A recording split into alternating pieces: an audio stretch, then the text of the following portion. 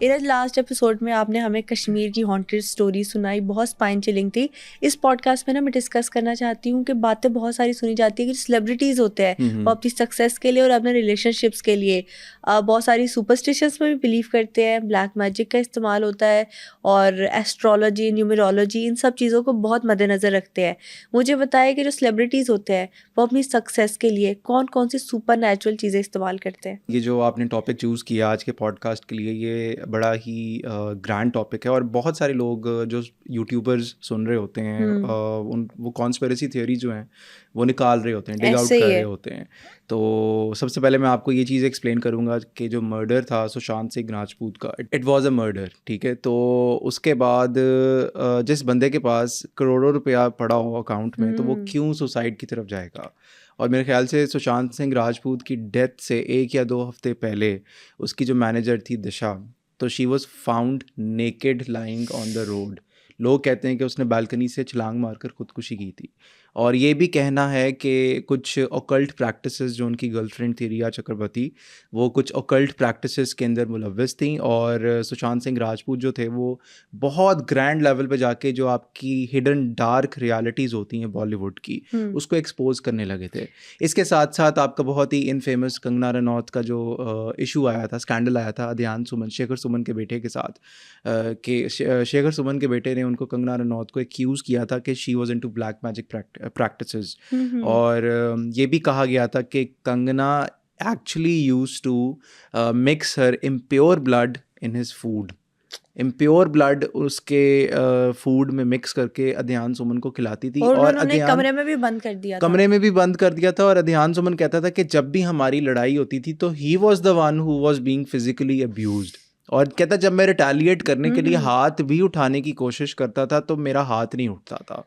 और कंगना फोर्स करती थी कि तुम ये मंत्र पढ़ो। और तीसरा ये कि आपकी ये जो सेड और क्यारा हैं, तो क्यारा के ऊपर भी ये एलिगेशन है कि करण जौहर, कॉफ़ी विद करण में करण ने कहा था कि क्यारा जो थी वो अपने हाथों से सिद्धार्थ के लिए खाना खिलाती थी। बहुत रोमांटिक, सुनने वालों के लिए रोमांटिक है, लेकिन बिहाइंड द लेंस आपके एरिया में, आपकी पूरा का पूरा सर्कल में क्या चल रहा होता है कि डिफरेंट आपके तंत्र मंत्र होते हैं जो ये बॉलीवुड सेलिब्रिटीज़ यूज़ करते हैं। आपने अक्सर देखा होगा जब शाहरुख खान वेव करता है मन्नत के बाहर खड़ा होकर, तो उसने यहाँ पर बहुत सारे धागे वगैरह, कड़े वगैरह पहने होते हैं। ऐसे ही है। इवन के सलमान खान का फेमस सफ़ायर वाला ब्रेसलेट जो है उसने पहना बहुत होता है। सालों से हाँ, पहन बहुत रखा है। सालों से पहना हुआ है।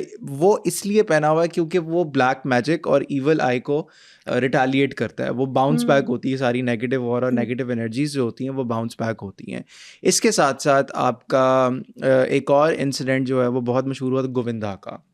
गोविंदा को लोगों ने जब सेट पे देखा था, एक एम्प्टी चेयर उनके साथ पड़ी हुई थी और वो गोविंदा बड़ा इंटेंस तरीके से उस एम्प्टी चेयर की तरफ देखकर बात कर रहा था। और जब किसी ने पूछा था ये किससे बात कर रहा है, तो किसी ने बताया था कि गोविंदा की लेट मदर वहाँ पर बैठी हुई हैं और गोविंदा बहुत ज़्यादा सुपरस्टिशियस है और उसको चीज़ें नज़र आती हैं। और वो शूट रुकवा देता था जब उसको दिन की रोशनी में भी डर लगता था, तो गोविंदा पैकअप करवा देता था। वो कहता था मुझे डर लग रहा है, मेरे आसपास बहुत सारी इस तरह की नेगेटिव एंटिटीज खड़ी हुई हैं, तो ये शूट आप रोक दें। शूट ये रुकवा बहुत के मशहूर गोविंदा वाक्य अपनी है। मरी हुई माँ से बात करते थे। वो शूट रुकवा के उनके भाई स्पेशल आते थे गोविंदा के, और वो इस तरह करके एम्प्टी वो इमेजिनरी कोई बॉडी को इस तरह चेयर पे बिठाते थे और गोविंदा उनके साथ बैठ के, और वो बड़ा इंटेंस तरीके से हंस रहे होते थे और बड़ा पैशनेट तरीके से ना बात कर रहे होते थे।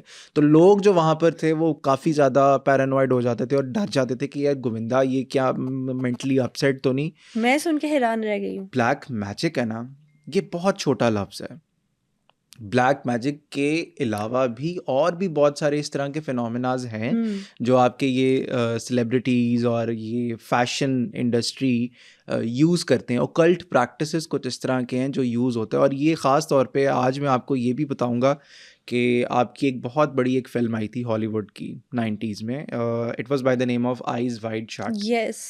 अच्छा, आइज़ वाइड शट, आप नाम ही सुन लें कि आइज़ वाइड लाइक आंखें खुली हैं लेकिन फिर भी शट हैं, बंद हैं। उसमें उस बंदे ने एक्सपोज किया था हॉलीवुड की डार्क रियलिटी।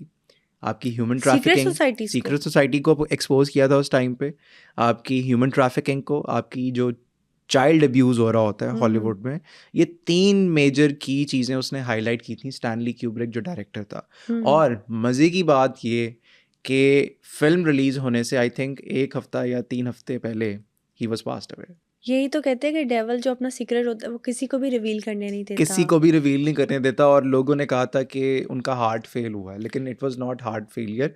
और ये चीज़ मज़े की बात, जिन लोगों ने ये फिल्म देखी हुई है आइज़ वाइड शट, उसमें एक सीन है जिसमें एक औरत का सोल सेल होता है, बेच देते हैं, यही कहा जाता है कि शैतान को अब अपनी रूह बेचते हैं। बेच देते हैं। तो बाद में ना, जब उस बॉडी को उन्होंने फिल्म में मेन स्ट्रीम मीडिया में हाईलाइट किया, तो न्यूज़ हेडलाइन ये थी कि due to cocaine overdosing that women had passed away. तो इस तरह जो है वो कवर अप किया जाता है। अब तो खैर लबीबा, ये वाली चीज़ें जो हैं वो इतनी फैल गई हैं, इतनी आम हो गई हैं कि कोई भी बंदा जो है वो अगर सीधे तरीके से अपना मुकाम हासिल नहीं कर पा रहा, तो वो सुपर नेचुरल फिनोमेना को यूज़ करता है एक मुकाम पे पहुंचने के लिए।